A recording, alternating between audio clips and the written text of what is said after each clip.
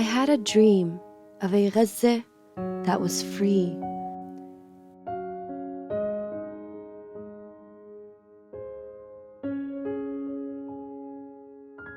Where the sun is the fisherman's companion, where birds announce the arrival of summer, to a city with a healthy heartbeat, unburdened by a genetic disposition for pain. The calls for prayer fades into a sky free of cowardly planes.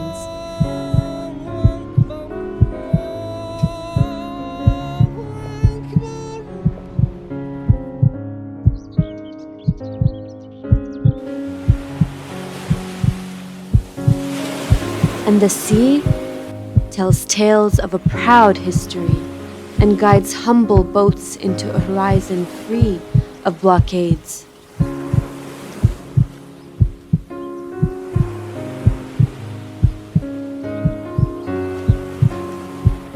Of little boys who are unafraid to play on public beaches, boys who run free, unweighed by future responsibilities of guns and families. Little boys who idolize fathers who wear superhero capes instead of cloaks of shame from poverty they can't escape.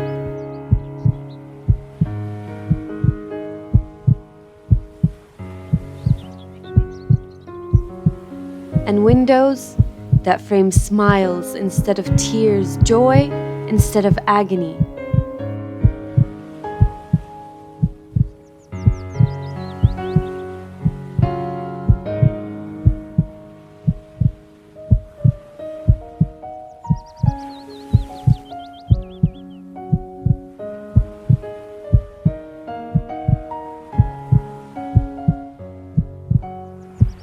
Little girls who are not afraid to look at a night sky that holds only stars to wish on.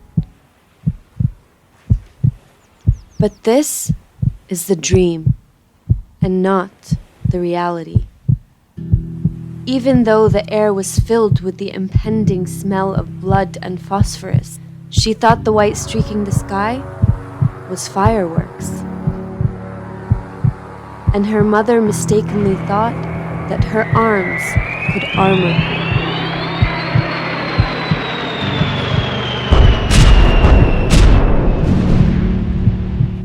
Silence, as time distinguishes between the dead who will be buried and the dead who will be forced to keep living.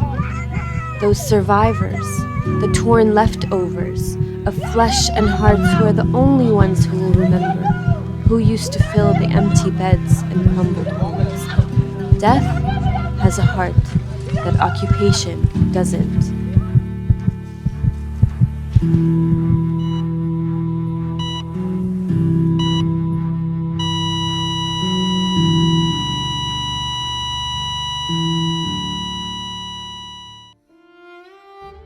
But even after the darkest nights, they cannot stop the sky from giving Gaza another sunrise. They cannot stop the sea from sharing our ancestors' history. They cannot stop boys from becoming men who wear superhero capes, whose souls are old but do not break.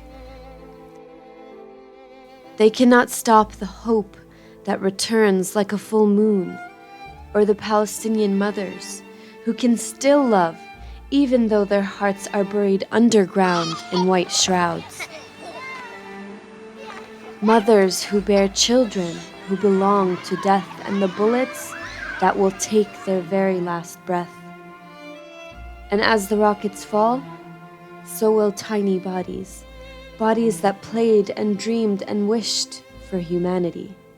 But still, they cannot stop the bleeding hands from rebuilding the ruptured homes, stone by stone, until the next broken ceasefire, the next bloody sky, the next whim of the occupier. Again and again and again, a nightmare repeating itself, recycled hope that is getting washed out, faded and gray.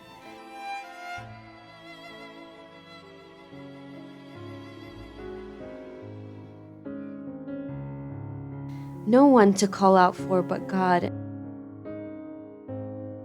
And so families gather themselves and wait in agony for a day where the silence is free of casualties. They pray for freedom, but they are free.